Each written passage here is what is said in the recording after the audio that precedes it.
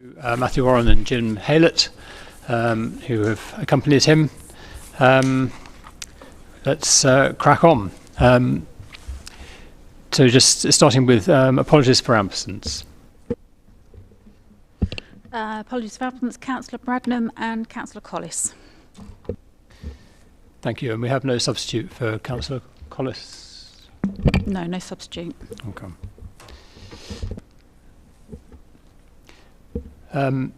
Any declarations of interest that you wish to make? See no declarations of interest. So moving on to the minutes of the meeting held on the 21st of July, including the actions and recommendations.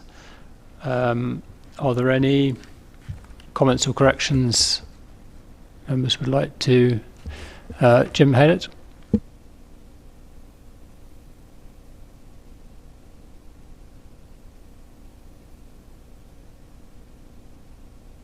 Sorry, is your microphone working? Page 8. Yeah. Towards the bottom, under subparagraph C, I think just for the purposes of clarity really, halfway down that paragraph, the Commissioner stated that the service to 999 calls and the first part of 101 calls were good, but it was the second part of 10 calls where calls were triaged. The calls are triaged on that first pickup. So either first part of 101 calls were good where they were triaged, but it's the hand-on second part, or alternatively where calls had already been triaged would be more accurate.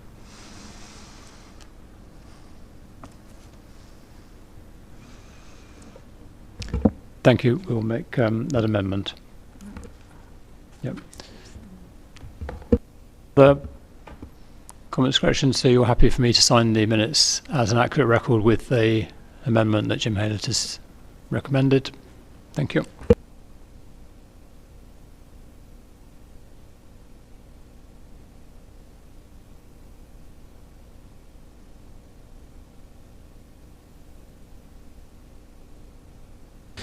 Okay, so moving on to item 4, the public questions. Have we received any questions or statements?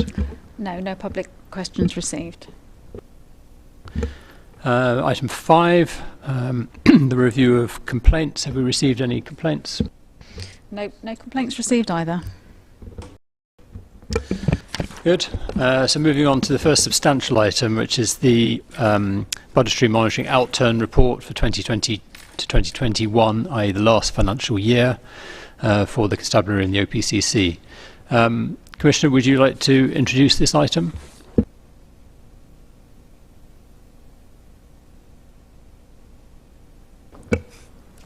Apologies. Thank you, Chair. So the report in front of you, hopefully you've all had a chance to have a look at that. Matt kindly has come along today, the CFO for the OPCC, to run through that and take any questions that you might have on the paper. Matt. Thank you, Commissioner. Good afternoon, everybody. Just by way of introduction, and we can then take questions, just really sort of give you an overview. There's been some changes. Last year, seems a long while ago, doesn't it, last financial year, there was some changes between the initial outturn and the revised outturn. These changes predominantly take it down to an underspend of £188,000 for last year. Lots of variables within that that is there to see, but fundamentally what we are managing to is obviously a bottom line budget. I suppose some key variables really. There's some there around protecting vulnerable people, which is fundamentally to do with the fact that there was we were below establishment, so we budgeted for a number of posts, but for whatever reason struggled to recruit some of those positions. And then in terms of other demand hubs, you can see there demand hub and northern hub. What we tend to do now as a constabulary is we bring in new recruits into one area, which you can see as the northern hub, but actually effectively we may obviously balance those resources out by sending them into other areas, which effectively, instead of chasing the budget and the budget following, we managed to a bottom line still. So I think in terms of clarity there. And then in terms of, there's a significant change towards the bottom, and you'll see if you can, against the OPC capital and grants budget. There was a swing between the initial outturn and the final outturn, which shows a £794,000 overspend, and that variant, or that variation, is to do with insurance. So effectively what happened was we had an audit of the insurance liability, and there was some quite significant retrospective liabilities that were highlighted by the auditor, effectively the insurance auditor, and they highlighted that actually we needed to increase that reserve.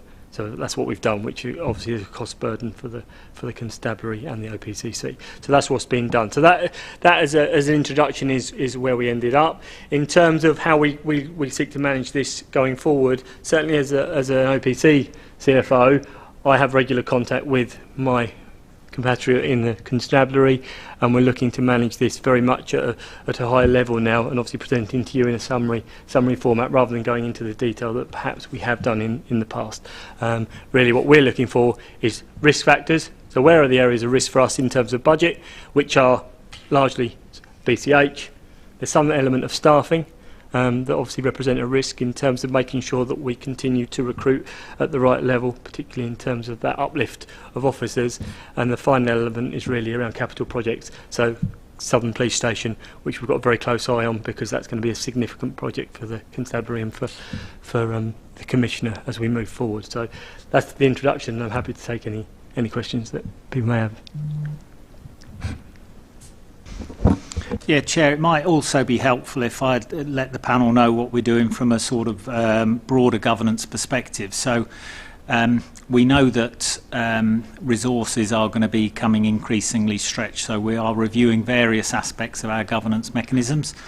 There is no statutory duty for the Commissioner to hold the Chief to account for this budget, because as a corporation sole, the budget is the Chief Constable's. It's not managed on behalf of the Commissioner. It's actually the Chief's as a corporation sole, whereas the PCC's statutory responsibilities around effectiveness, efficiency and value for money. So it's what does the budget deliver is more core role for the Commissioner. So we are looking at that in terms of when Matt was talking about reviewing the budget more at a high level, it's with a view to spending the time we would have spent on the detail, drilling into the outcomes that are being delivered with the because ultimately that's what matters to the public. So as I say, just thought it would be helpful for me to sort of signal to the panel that that's what we're doing internally. Thank you, that's helpful. And I think also for panel members, in phrasing your questions, we should be forward-looking. This is a historical document, so we need to be thinking in terms of what does this document, what implications might it have for this financial year and for future financial years. So with that in mind, do members would like to? Councillor Hogg. Thank you, Chair, and through you. It's been slightly touched on by your introduction. The protecting vulnerable people underspend. I think in some respects it's as important, if not more important, to look at where underspend happens more than specifically overspend. Although that clearly is something that needs to be looked at as well. I just wanted to kind of get a feel for essentially there's 846k of underspend in protecting vulnerable people, and I understand that there's been an issue with as you've already intimated, in terms of getting the right people into post. But what has been the impact of that in terms of the service to protecting vulnerable people, which clearly, the phrase itself screams these. This is something that we shouldn't be overlooking. Councillor Hogg, you make a very good point, looking at the underspend and then using that as a point for your scrutiny of the Chief Constable. For me, quite clearly, it's about the outcomes. It's not about the money; it's about the outcomes. and that's what I'm holding the Chief Constable to account for. In fact, the constabulary has recently had an HMIC inspection in relation to safeguarding, and we'll be looking at that as an outcome. I'm not quite sure, but I think it's later this year that those results are due, which is actually a really good benchmark for me to be able to hold the force to account with. But I do have monthly performance meetings with the Chief Constable, where I'm presented with the detail of performance in all of the departments, including the PVP, public protection, which is an area I am very passionate about myself. So at the moment, I don't see any significant concerns in relation to outcomes and delivery of service, but it's certainly an area that I will be keeping a very close eye on. I've got another point.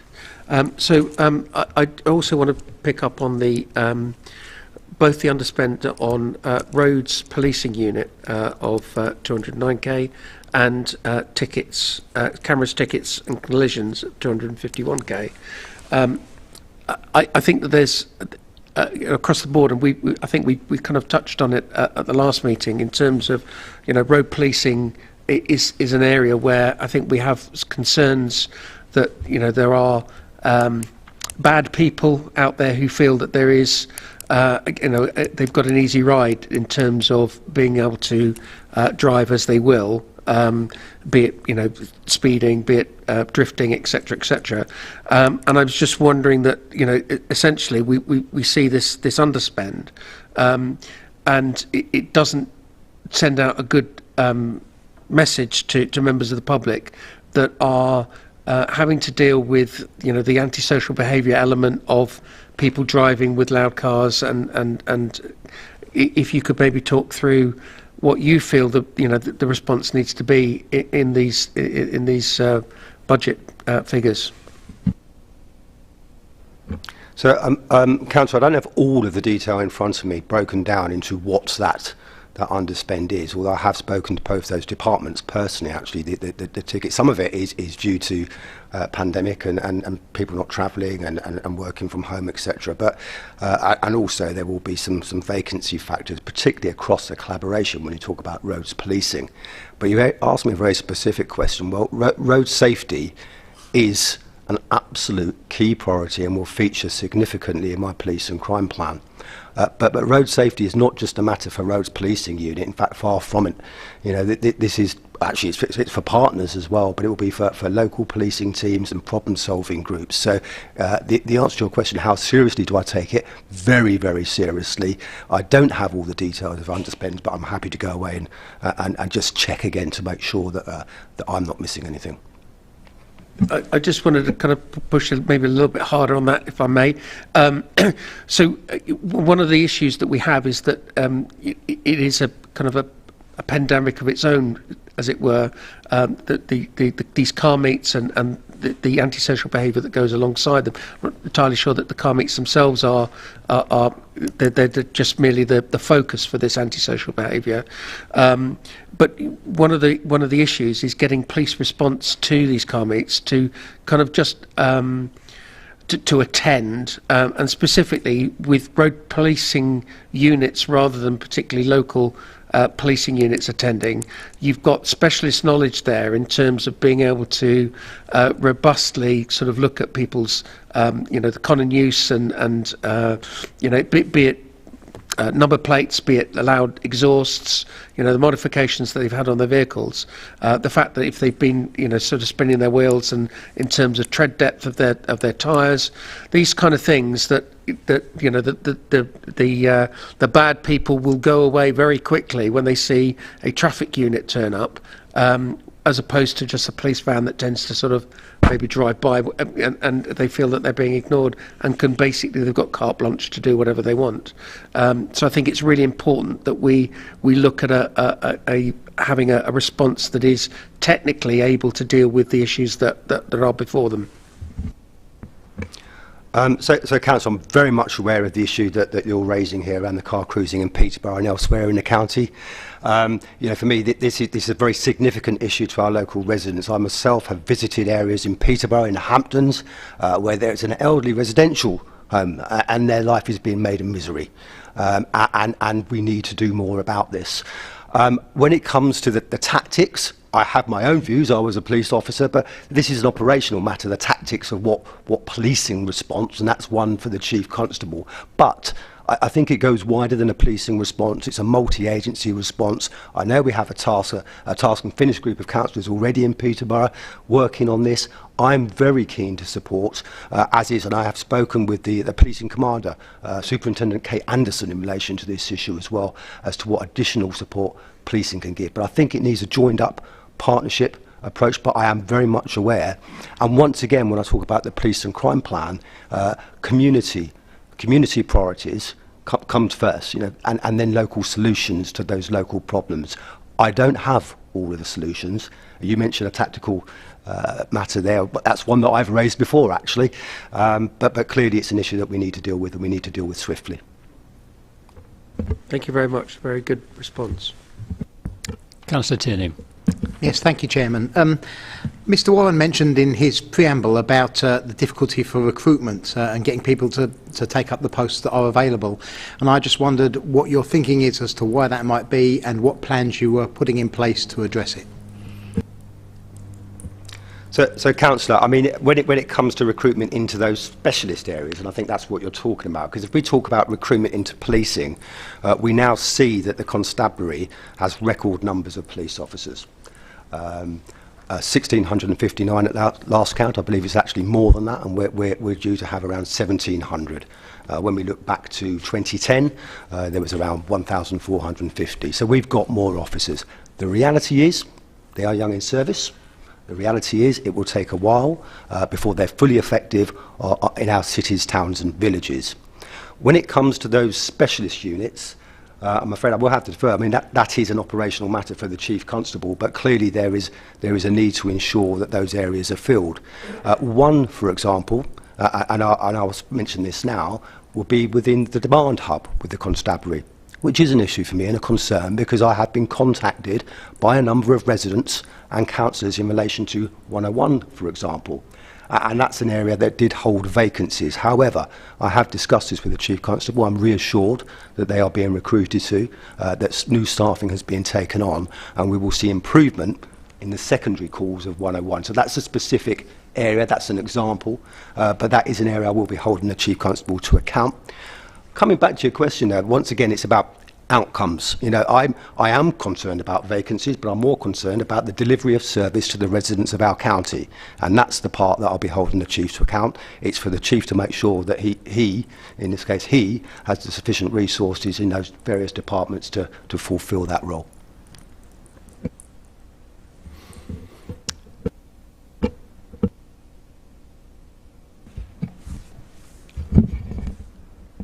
Thank you, Chairman.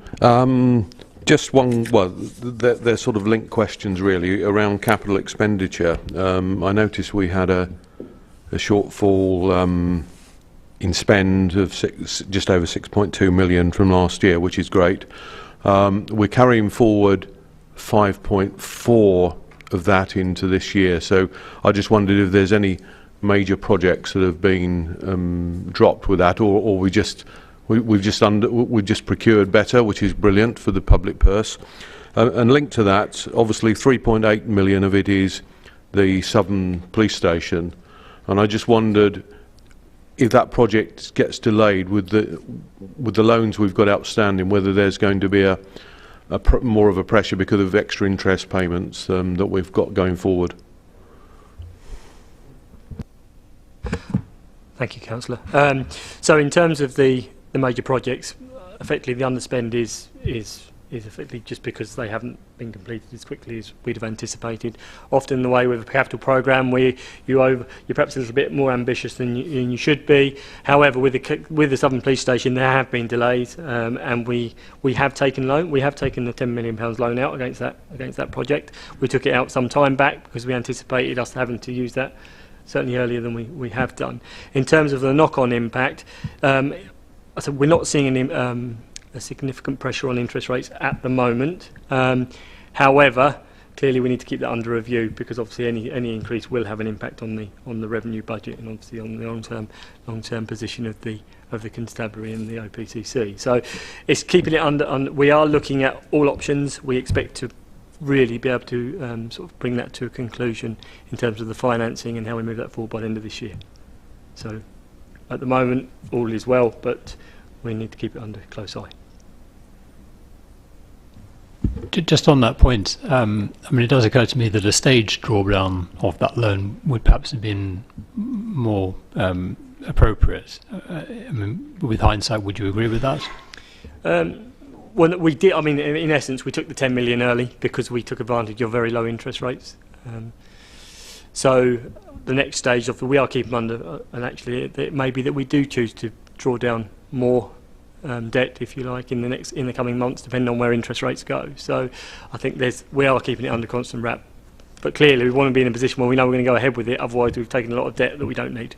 So it's a fine balance at the moment.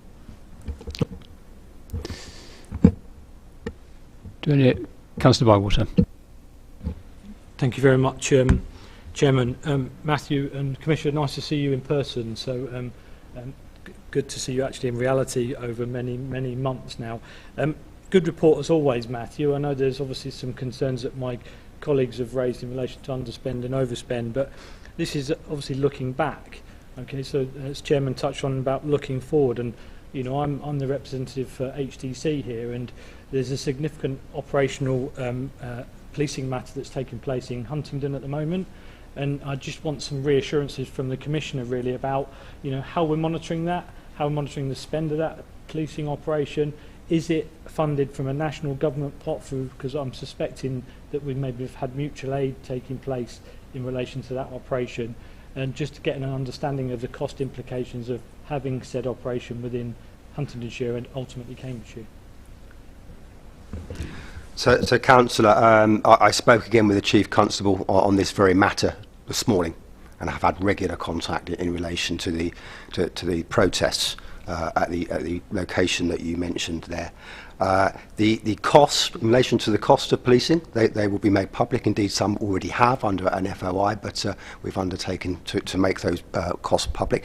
Could I just draw back to those members who may not be fully aware or cited? You know, this is a protest carried out against a commercial company in the Huntingdonshire area. Clearly, you know, policing has a responsibility to uphold the law in relation to this, and therefore there does have to be a policing presence. Once again, that's an operational matter for the Chief Constable as to what that policing presence is. However, there have been significant numbers of police officers deployed. Police officers, which, you know, I'd much prefer to see in our communities, and we all would as well. But clearly, it's right that the Chief Constable has to take that on board. What a piece of work that I've asked for is one around the cost, but also impact in relation to the constabulary. I.e., if we have police officers there, you know, what isn't being done elsewhere. At the moment, I'm given some reassurance by the Chief Constable that it hasn't had significant impact, but that's a piece of work being carried out now, because I am very mindful of the issues that you raised there.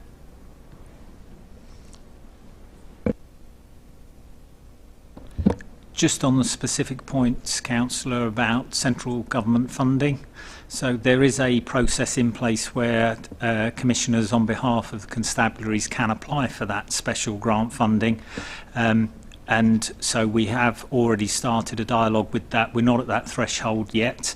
As I understand it from the discussion this morning, we're still some way off the threshold before it would be considered, but that's certainly on our radar should we get to that point. So that's interesting. So that is your responsibility as Commissioner to apply for that, not the Chief Constable's. Yeah, I believe we would be applying for it, but as the Chief Executive said, I think it's a fairly high bar, and we're some way from that, which in some ways is good news. We haven't spent all that public money at this time, but at the point where we can make applications to Home Office for special grant, then I will be doing that very swiftly. Or indeed, at that point, if we needed to, because of course some of the issues may be resolved. Councillor Lim. Thanks, Ed. I just want to ask something quite, as we heard about the speed cameras and everything, and you said this should go back to a partnership thing, that neighbourhood policing or local policing should be sort of helping with this.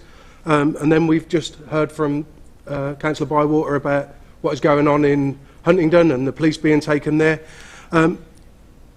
We can see here that there has been a historical either underfunding or reallocating of funds away from local policing teams, or an underspend, whatever it is. I'm not quite sure what that is.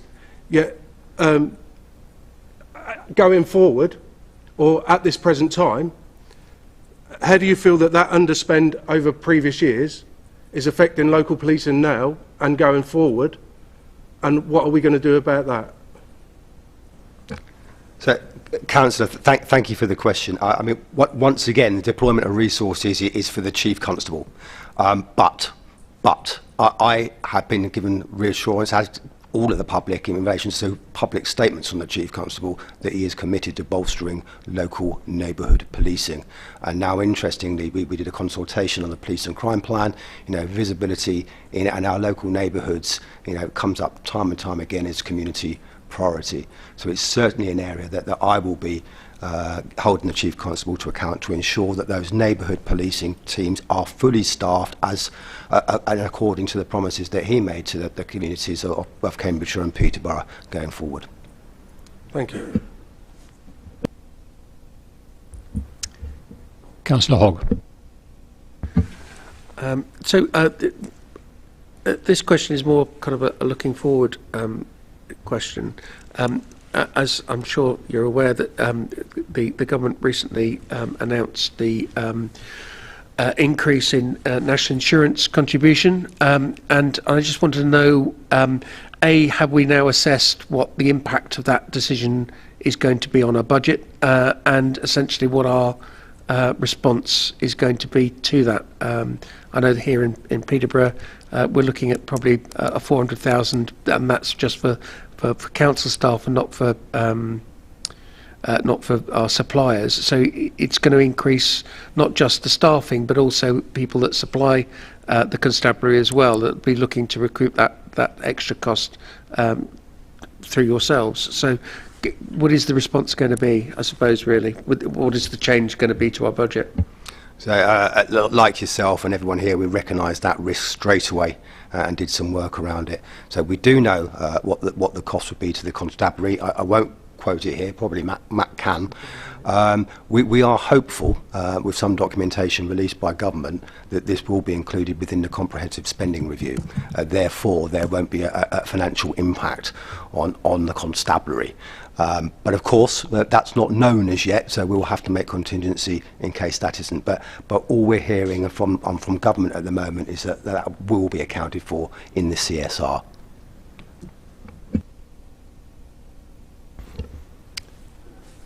Thank you. Do any other members have questions they'd like to raise?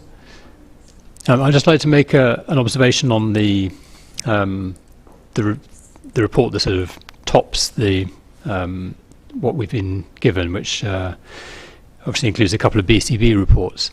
You know, obviously our role is to scrutinise you, Commissioner, and your office, and therefore what we would like to have more sight of is actually the scrutiny that you are giving to the constabulary. So I think we would like to see some more interpretation of the raw data that you've given us. I mean, it's useful to have the raw data in one place, but it does tend us to steer into operational matters as is evident. And I think in order to help us see the bigger picture, we need to understand where you see there are problems or opportunities, and where you see that there may be implications going forward, so that you know we have a clearer understanding of what your perspective is on this, and then we can be asking questions on that rather than on questions which in many ways are duplicating the questions that you are asking of the Chief Constable. Is that a fair comment? That's a very fair comment, Chair. I need to be able to do that, to hold the Chief to account. In fact, myself and the Chief Executive have had these conversations on a daily almost on a daily basis. So we do have mechanisms in place. They've been in place for some years now. I think we can improve, and we can improve vastly. And we're looking particularly around some analytical capability within the office, and I've spoken to other OPCCs. This apparently is money really well spent, good value for the residents, so that we can drill down and understand what those figures mean. So some good questions around, protecting vulnerable people and safeguarding, roads policing.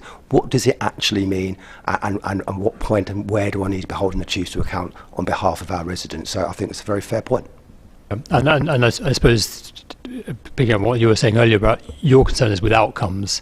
So actually we need to sort of kind of see how you are joining up the budget with the outcomes, where you see problems with the outcomes and tracing those back to perhaps questions about how budgets are being allocated or misallocated, or where simply there is a lack of resource, and what you as an office are able to do about it in terms of seeking additional support from other sources of grants and so on. Jim.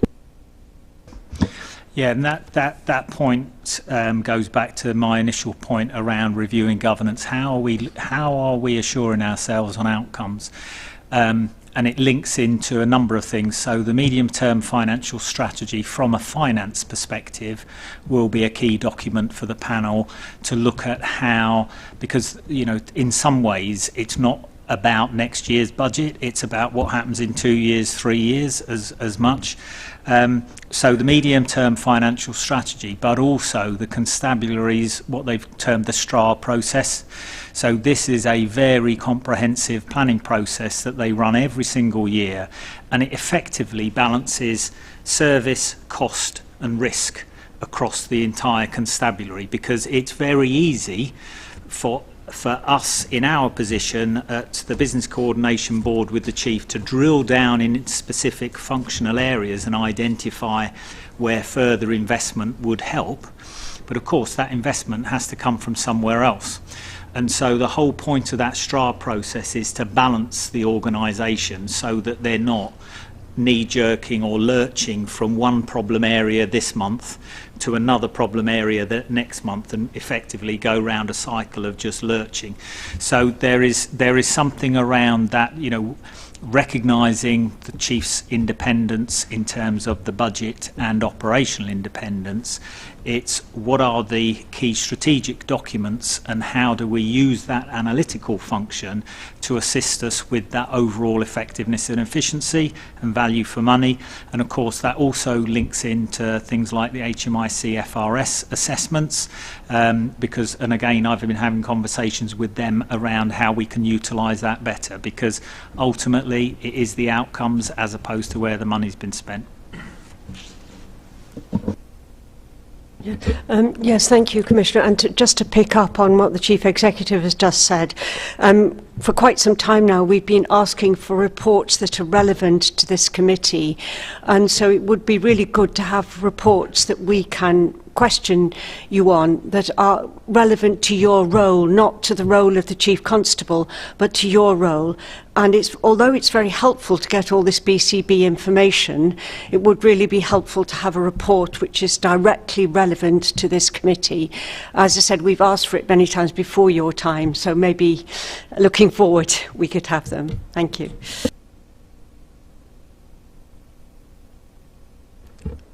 Thank you. Are there any other questions on this? Councillor Hogg.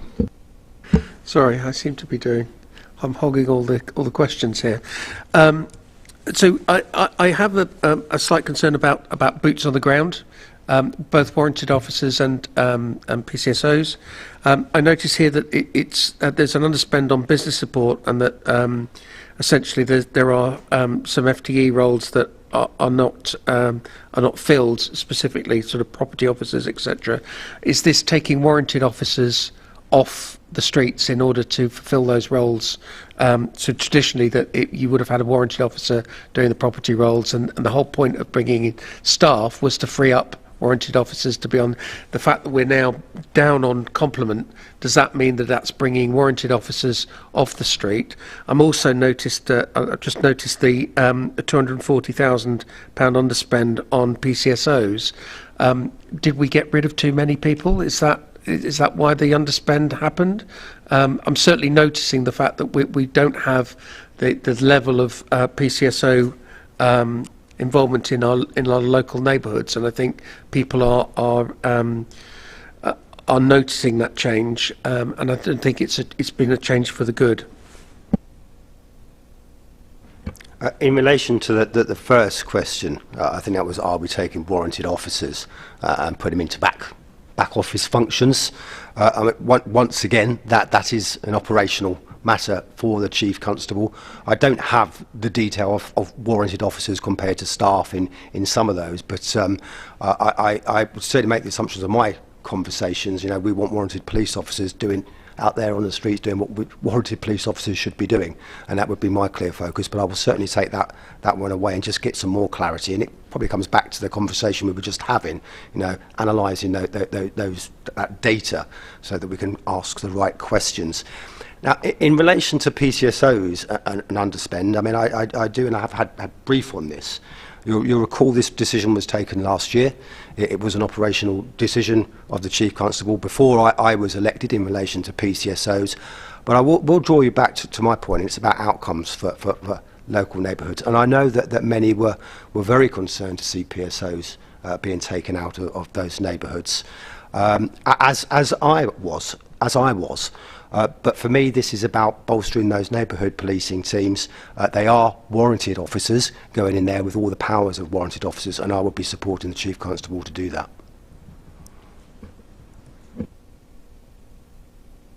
I would just amplify the point that the Councillor Hogg is making, that the Chief Constable has, on a number of occasions, explained to us the challenge that he faces with meeting the mandated uplift in officer numbers, but having actually insufficient resource to staff up to support those officers and to provide all the other services that are provided by officers, by civilian staff.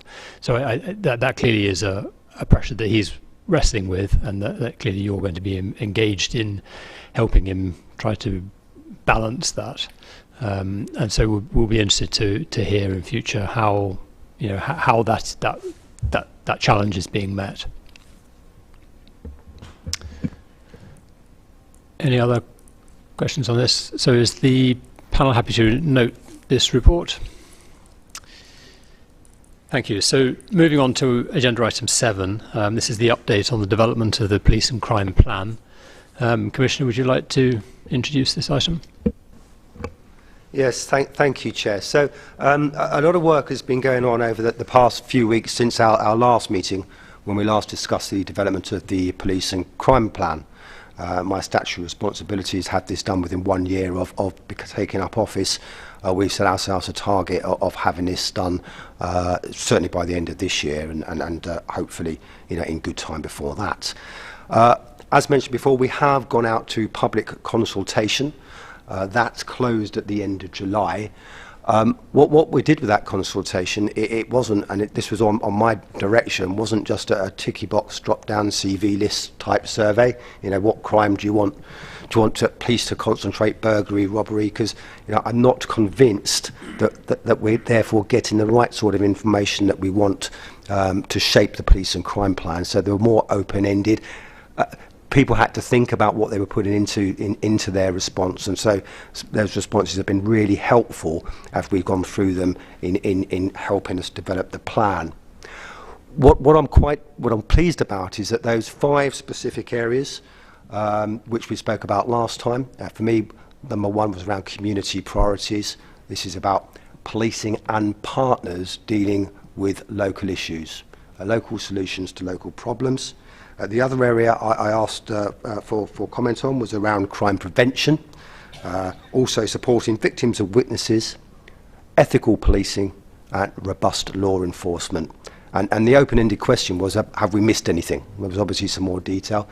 It would seem that most responses have come back saying that those are the sort of areas that we as residents of Cambridgeshire and Peterborough would expect to see in a police and crime plan, and we're still doing the analysis on those bits of information now to shape it even further. So where we are in early days of draft. Clearly we're having to use some resource to put this together now. Both my office and some external resource are doing just that. What I'm very keen to do is, as soon as we have it in a position where I can share it with you, we will be doing that as a matter of course. And we look forward to any feedback and assistance and help that you can give me with it. Because I'll be quite clear here, and this isn't a throwaway statement. This is my police and crime plan, but it's the police and crime plan for the residents of Cambridgeshire and Peterborough. And if there's one thing that I have learned on this journey, it's often you, as councillors, elected representative members of the communities who are out there most days talking to your communities, you know what the issues are, and so far I will be looking for your help on that next iteration of the development when we get the draft and we get that draft to you. So I'll happy to take any questions, but I'll stop there, Chair. Thank you, Commissioner. Can you just give us some idea of what your current timetable is for publishing a draft, and are you intending to bring the final version to the November panel meeting? Yes, Chair. So the legislation says we have to bring a draft to the panel, so we will be bringing the draft to the panel. I think it's 10th November, the panel meeting then. The panel will get sight of it before then, because we're hoping to take pretty much the same draft to the Business Coordination Board in October. So that's the point at which you will see the sort of as fleshed out as we are up to that point. But it is very much going to be a draft still at that point, because there is nothing that's really predetermined in this. You know, the point at which we've run out of good ideas is the point at which, you know, we send it to be, you know, put into a glossy format. But up to that point, including after the panel has seen the draft and made recommendations, you know, it will be subject to change. But as I say, I would certainly hope from, you know, leading the team putting the plan together, that by that BCB in October we'll be in a fairly close to finished format. And do you have a plan for distributing that draft, for instance, to CSPs, elected members around Cambridgeshire and Peterborough, just to get their informal feedback? Yes, that would be the plan. I mean, we haven't drafted it yet in terms of what that would look like in terms of dissemination, but certainly CSPs will be absolutely critical, and of course other key partners as well. Thank you. Councillor Daunton. Yes, thank you. Yeah, Commissioner, on 5.4 on page 60, you talk about visibility, and I think quite a number of us around the room have already mentioned that. So how can we as a panel assist you with that? I mean, it would be really good for us to have more visibility of the teams in our local area. So perhaps you could tell us about how we as councillors can help you with that on 5.4. And on 5.5, I know it's early days yet, but could you tell us something about your thinking on community partnerships, community safety partnerships? So the direct question in relation to what you can do to help as councillors, I mean, I've taken a stance in my office. We obviously receive a number of communications from councillors, and I will ensure that there was always a response there. I've also run a series of roundtables for all councillors across the county in all district areas as well. I was very keen, and I consider this a little bit of an early win, actually. I was really keen that the constabulary is more, you know, outward facing in relation to residents and those local neighbourhood policing teams. And I'm really happy to announce, and we're going to be doing some messaging on this, that they've actually just improved the website. So now, before you had to go to 101 as your reporting mechanism. Many councillors might have had the telephone number of their local policing sergeant, many didn't. You know, where do I go to? Who's my PCSO? And to me, as a process, that seemed ridiculous. You know, you, as I said before, as councillors, you're out there talking to your residents and trying to resolve issues. You need to be able to know who you can talk to. So they've made some improvements now, and there is a contact form on the website, which I will share with the panel actually, where you can report concerns directly to your local neighbourhood policing team. That's something you couldn't do before. In relation to the police and crime, sorry. It would actually be very nice to see them face to face at some point. We don't see them face to face, so that was what I was meaning in relation to visibility, a rather sort of literal interpretation of the word. No, I take that on board. I mean, I will go back. It is an operational matter where the Chief Constable deploys his officers, but this is a common theme. It's a common theme that we want to see more police officers. Having spoken to some of the local policing commanders, what it is important, going back to your question, what we can do, it is encouraging residents who are either victims of crime or have concerns to report it to the police. Now, I know that many will say, what's the point? Well, the point is this. Many times when I've spoken to policing commanders, they've said, I didn't even know there was a problem there because we haven't been told. And I was told this just 2 days ago about an issue in East Camps. So that's really important. As councillors, you're encouraging, as I say, in relation to this new reporting tool to your local neighbourhood policing team. So it doesn't just have to go to 101 or wherever. But clearly, I will ask my office to put some kind of briefing pack together for you and all councillors, because I think actually councillors are a great way to getting this information out to all our residents and look at other communication methods as well.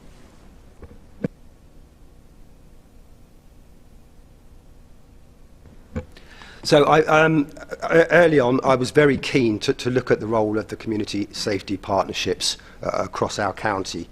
I do, many of you will be aware, I mean, I do have some significant experience working with the Association of Police and Crime Commissioners, and there was some national work around CSPs, and this is still very much on government agenda. In fact, there's a consultation out at the moment looking at the roles of CSPs and other statutory sort of authorities working in the law enforcement and crime prevention world.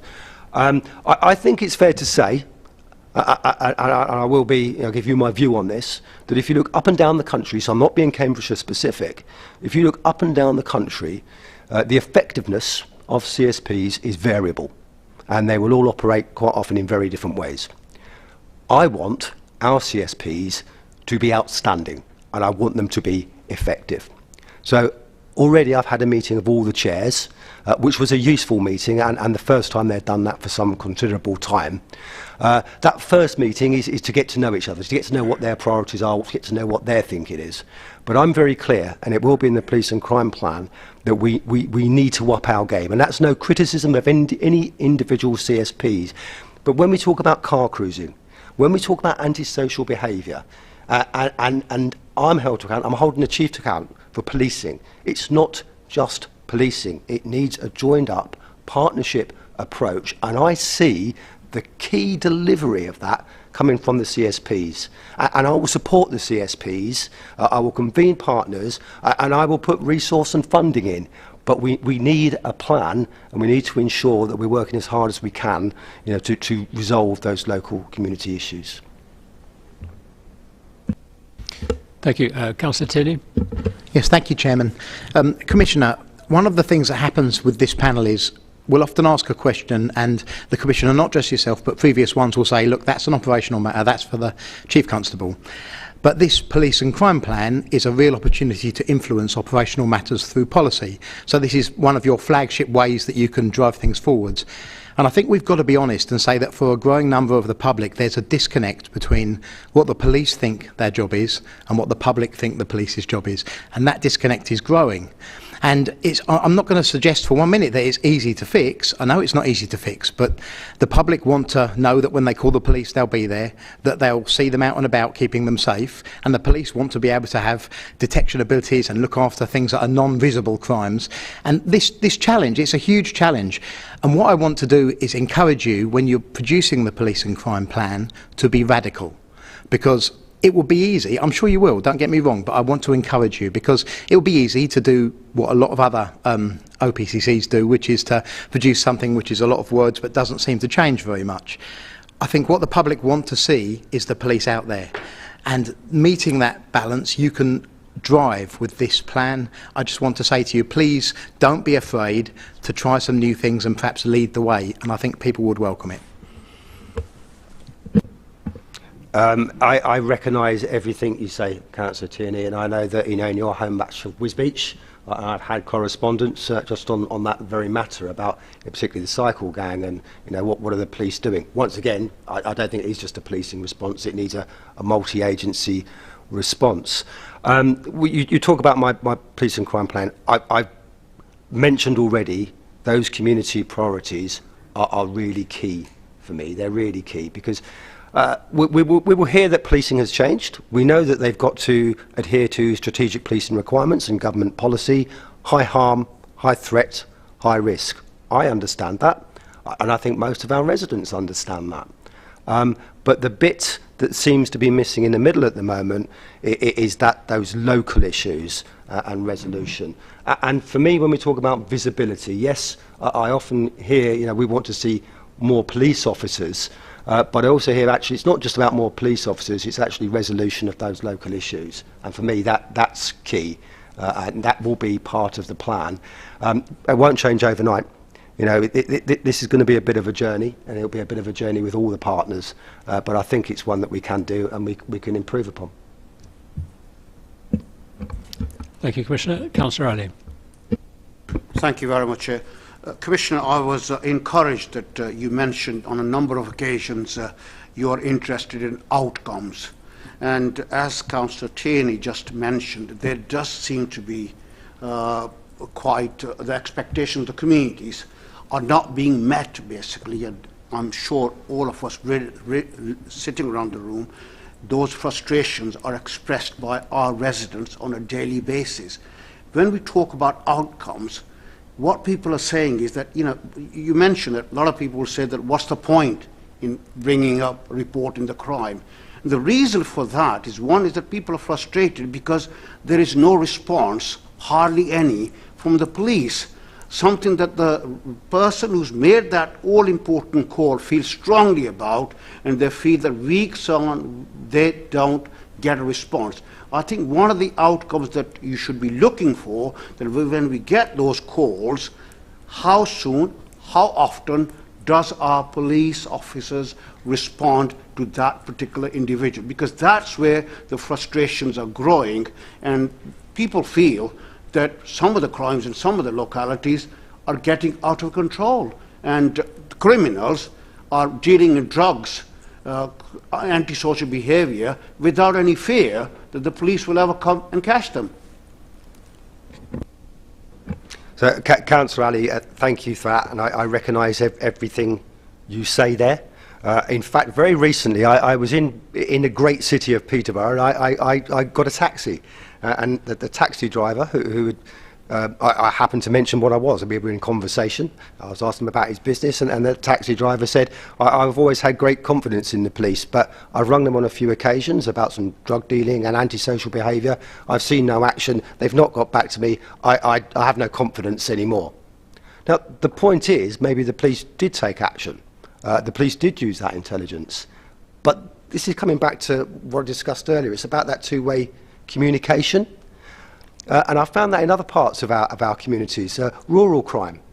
Most of our farmers, we have a rural crime team, and they think very highly of that team. But of course, when they're not there, they think that police aren't giving them the service. Actually, the police quite often are giving them the service, but the rural crime team have their phone numbers and ring them up and say, we've just been down the farm, whereas the others don't have that. And it's how we improve that, because that taxi driver, if someone got back to him and said, well, we've done this or we haven't done this, that would have probably made all the difference. There's a cost and there's a resource cost. I personally think that's a good investment. That's a good investment about reassuring our communities.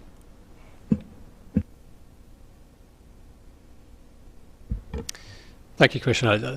That's really reassuring, what you're saying. I think that shows a very good grasp of what the public expects of you.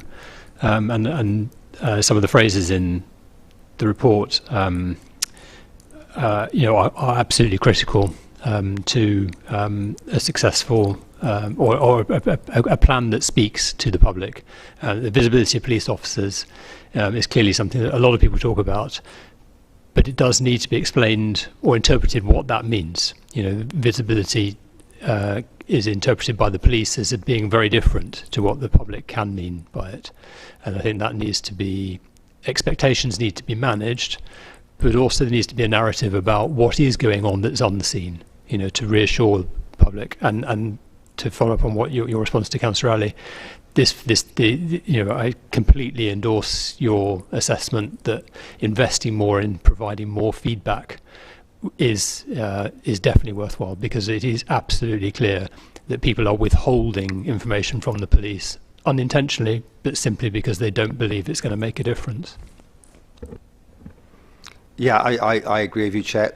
Just one other point on visibility, because I think when I hear visibility, that normally is about, you know, seeing police officers or PCSOs in our cities, towns and villages.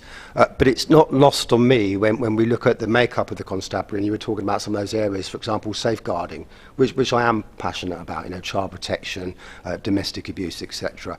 Well, visibility is there as well, because when the Chief Constable's officers from those departments touch, you know, people who have been victims of those crimes, that's very significant, not just for those victims, but for wider family, friends and communities as well. So to me, visibility isn't just the uniformed local police officer. It's you know, making sure that all of our communities are aware of what's happening. Sometimes obviously they can't be, but you know, those teams are there to support them. But I do take the certain nuance, and it's around local neighbourhood policing. Yes, Commissioner, 5.9 on page 61, you were talking again about the multi-agency approach. Can you just talk to us a little bit more about how you will deal with that? Because we know from our own experience in CSPs that not all agencies necessarily pull their weight. Will you have some hold over them to pull their weight, both financially and in terms of activity?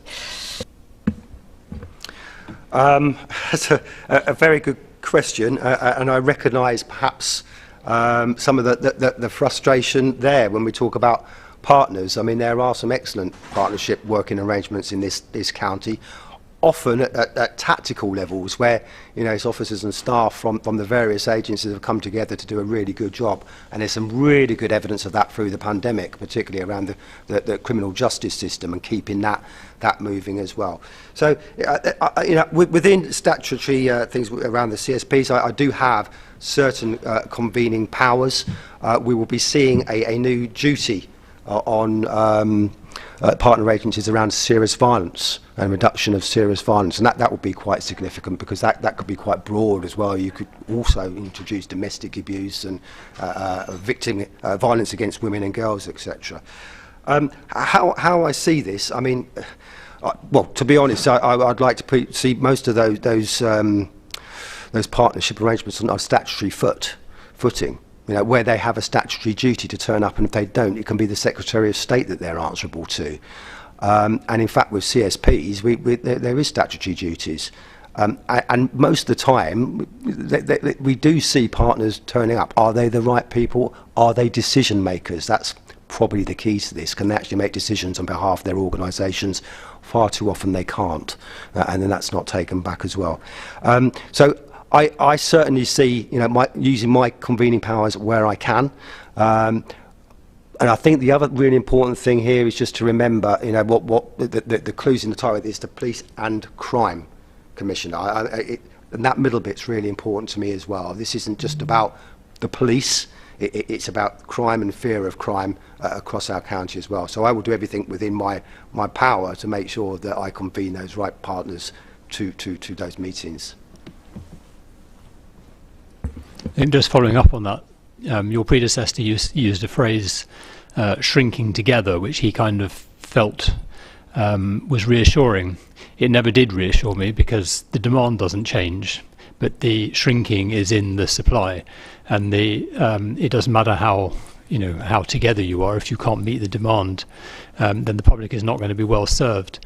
I think what we would like clearer sight of is where you feel those partnerships are not delivering. because we've never really had a clear sight on it. We've heard how, for instance, your predecessor concentrated particularly on rehousing offenders after release, and how he identified a problem there and was working with the county council to resolve that. That seemed like a very positive move, but there were clearly other areas that were not successful. And I'm not sure that we ever had a very clear sight of what those were. So I just ask you to perhaps be honest with us where you are finding difficulties, because we are in a position individually here to perhaps make a difference, to talk to the right people, to reinforce what you're trying to achieve. No, thank you, Chair, and I certainly will, and I will certainly be honest. I mean, I think some members already commented when you look at partners. Sometimes it's more difficult for some partners to field the right players, because when you look at health and education, they're not set up the way policing is, and local authorities. Different academy trusts. Who do you go to? But part of my job, and we've already started that, and we're doing some really good work, making sure we've got the right people in the room. So it's not an easy one always to resolve, but I certainly will use this panel should we come across any hurdles. And also, if it's financial resource that's lacking, to be aware of that, because again, we can reinforce that message to the Home Office or wherever necessary.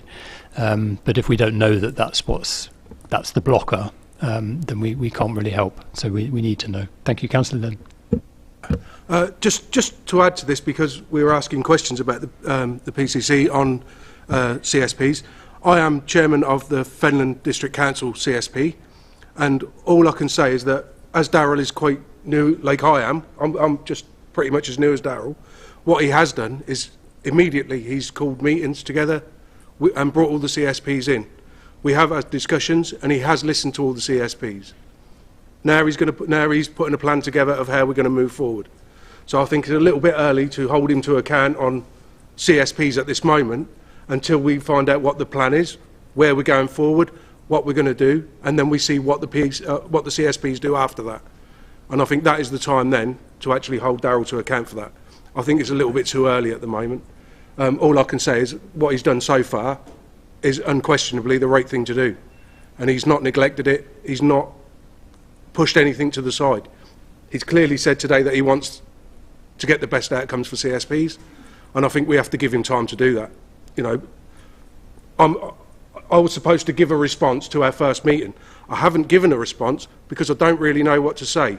At the first one, I just pretty much listened to what everybody else had to say, listened to what Darryl had to say, and I'm waiting to see where we go forward, what the plan is to go forward, so that I've got a clear understanding, so that I can give that message back. But as a starting point for what Darryl's done, I don't think he can be sort of scrutinised at this point. I think he's done exactly the right thing that anyone should do coming into this position. Right. And we should be fair on that. Well, that's very good to hear, and certainly there was no criticism in what I was saying. But I would certainly be very interested, the panel would be very interested to see your plan for the CSPs as that develops, because I think that is clearly a really critical part of the puzzle. Are there any other questions that members would like to ask on this report? Okay, so our panel is happy to note the report, I take it. Thank you very much. So moving on to item number 8, this is the decisions by the Commissioner. Commissioner, did you want to make any comments on these? No, I think they're presented quite clearly. If there's any questions, more than happy to take any questions. Councillor Daunton. Yes, Commissioner, on the cleaning contract, the award of the 7F cleaning contract, can I be reassured that those employed on the cleaning contract are paid the real living wage? That's a very good question. I don't have the answer. I will take that away and come back to you on that. Councillor Hogg. Just a quick one, really. The disposal of the land at Enterprise Way, seems to be the ghost of Christmas past. I seem to remember that this has been going on for quite some time now. Is this finally dead and buried and gone and finished? And thank you very much. We've got the cash in the bank.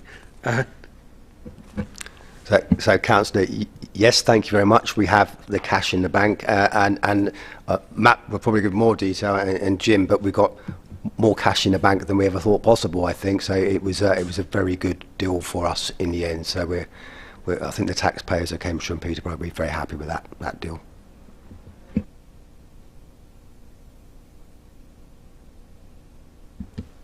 Any other questions on the decisions? So the panel is happy to note those. Okay. The next item, 9, is really just for information that the Home Office is launching the second part of a review into the role of police and crime commissioners, and is circulating a questionnaire for feedback, which we will look at as a panel. Are there any questions on this? Okay, thank you. That is just for information. Item 10 is future meeting dates, which I think you're all aware of. The 27th of September is the workshop, which I hope all members will be able to attend. And also, I believe we're also inviting substitutes. Yes, I think everyone's been invited. Okay, so really want a full house for that, and the OPCC will be present for our agenda planning part of that. So we've got a morning of training and an afternoon of agenda planning, essentially. The national conference on the 2nd of November. Anyone who is not listed there, so we've got councillors Bywater, Sharp, Bradnam, Collis, Daunton and Lynn already indicated that they would like to attend. If there's anybody else who would like to and is available, please let Jane know as soon as possible. In fact, you need to know by the end of this week, do you? Yeah, I'm putting in the purchase order for it. It's a paid event, so if anybody else wishes to attend or not attend, and your name's on there and you don't want to attend, then obviously please let me know. What is that one for, sorry? That's for the conference. On the 27th? No, that is 2nd on of the November. 2nd of November. 2nd of November. So that's the national conference in, it's actually in Coventry. It's in Coventry? Yes. It's not Zoom? No, it's an in-person one. Oh, could you remove me for that? I didn't realise, sorry, I thought it was Zoom. Have they indicated whether they're going to also broadcast it? No, it's just purely. Councillor Hogg?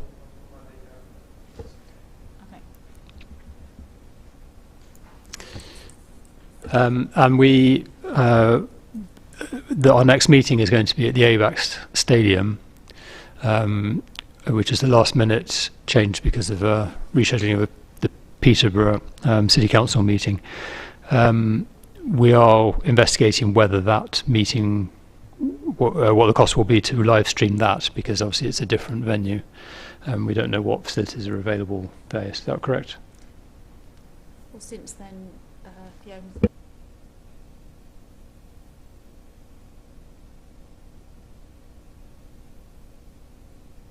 So we'll make a decision about whether the next meeting will be live streamed when we've got costs on that. But going That is the cost. Yeah.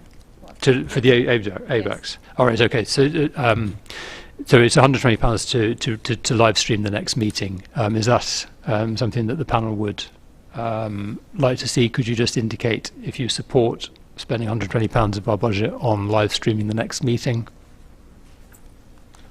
Just to clarify, that's what it costs when we normally stream here, so they're happy to carry on. Okay.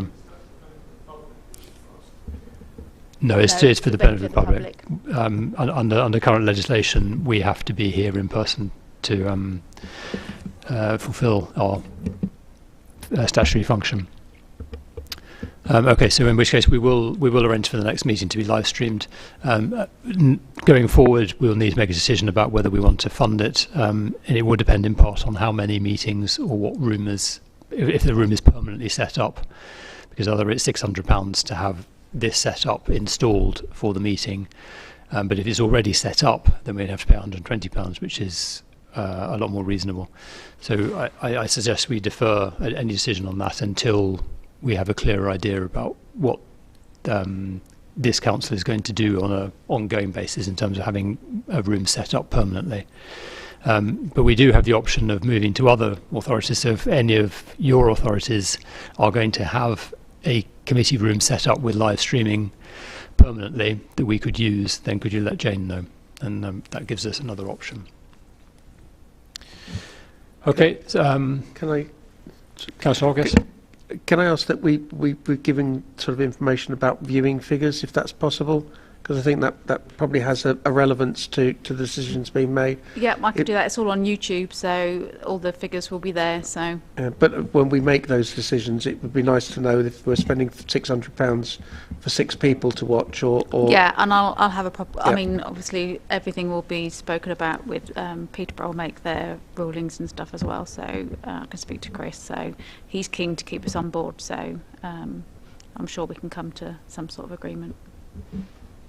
Certainly while we were doing Zoom meetings, we were getting 50 to 100 views of the meeting, which, given that we generally don't have any members of the public attending it in person, that's actually quite good. It's also another public record, so actually it's a useful reference for somebody to go back and see, well, what was actually said, because sometimes the minutes don't necessarily capture the nuance of what was said at the time. And the Home Office are very keen for us to have like a public front, and that helps us do that.